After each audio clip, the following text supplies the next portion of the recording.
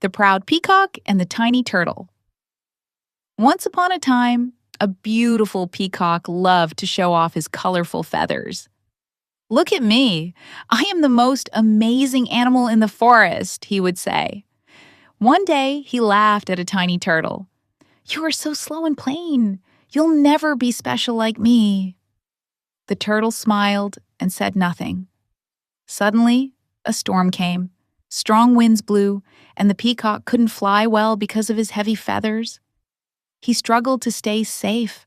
The turtle quietly hid inside his strong shell and stayed safe. When the storm ended, the peacock was tired and scared. "I thought being beautiful was enough," he said. The turtle replied, "True strength is not always seen."